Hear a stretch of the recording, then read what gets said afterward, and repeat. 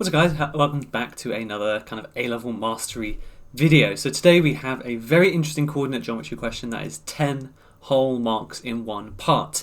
And it really does summarize pretty much all of coordinate geometry, with the sole exception of when you have to work out areas of triangles and things like that. So it's pretty much the entire chapter all in one.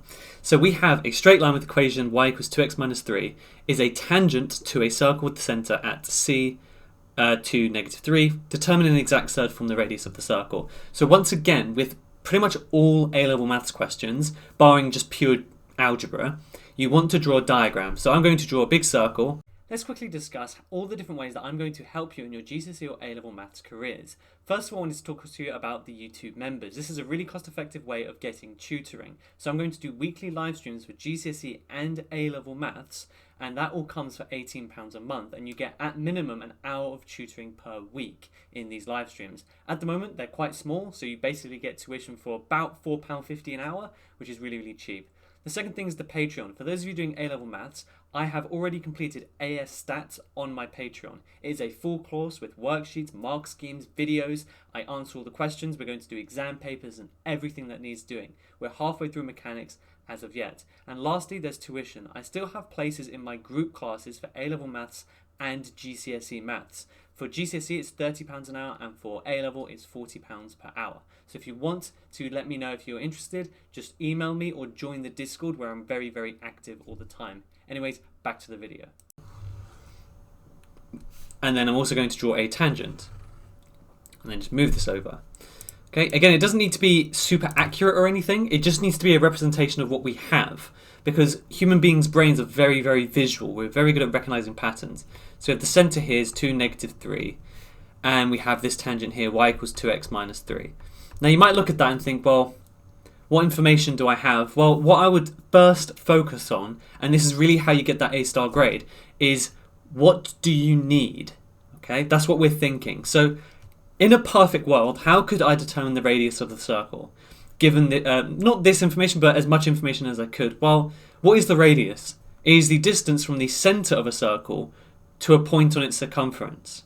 So in other words, I need a coordinate on the circumference of this circle. If I have that, then I can use the formula, which is basically just Pythagoras, to work out the distance, which would be the radius.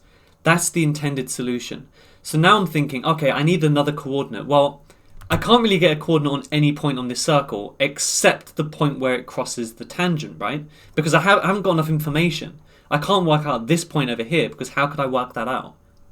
I don't know. So I'm going to put a point there, and I don't know the coordinates of this point, so I'm just going to call it x and y, because I don't know the coordinates of it. So now I have in my mind a picture of exactly what I want to do. I want to work out the coordinates somehow, and then use that Pythagoras equation to work out the length of the line. So, okay, well, what information do I have?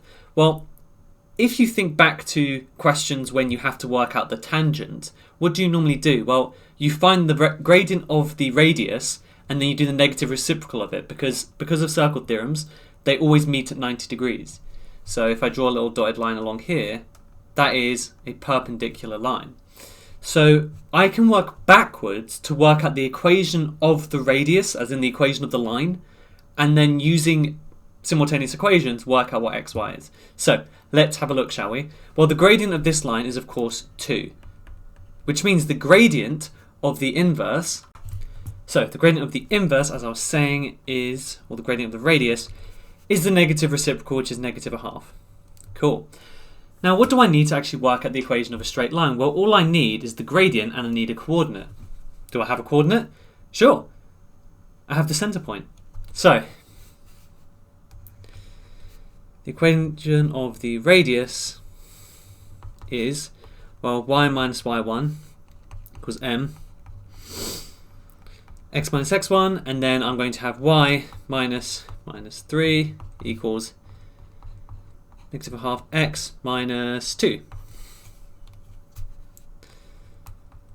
Do some algebra just to quickly get this in a good form. Then I'm going to move the 3 to the other side. So we have y is equal to negative 1/2 x and then minus 2. Like that. Cool, so now I have the equation of the radius, and of course I have the equation of the tangent. So to work out the coordinates of this this coordinate here, what I could do is simultaneous equations, because both of these lines intersect at the point xy. So if I equate them now, so equating the equations, I have minus a half x minus 2 is equal to 2x subtract 3. And then if we bring the x all to one side, so I want to probably bring the x's to this side and the numbers to this side. I think that makes the most amount of sense. So that would be 2.5, so 5 over 2x, which means x is just equal to 2 over 5. That's my x coordinate. And then I can sub this into maybe the tangent equation, might make more sense. So then y is equal to 2 over 5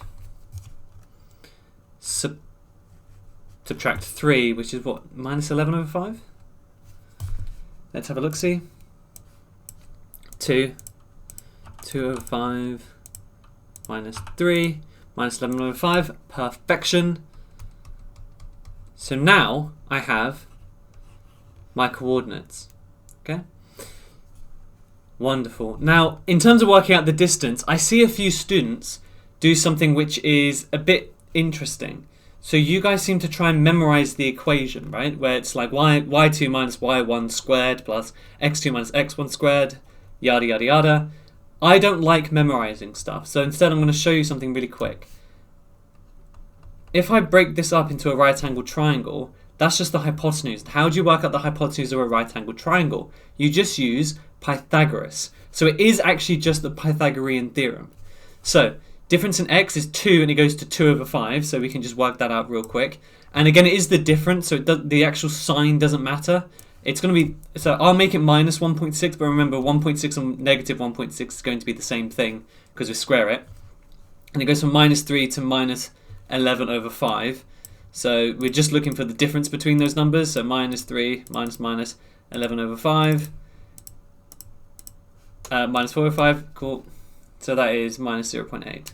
So the actual radius now, and again we want it in surd form. So what we're going to do is with the radius we're going to do the square root of, maybe I should leave it as a fraction then just to make it a bit easier.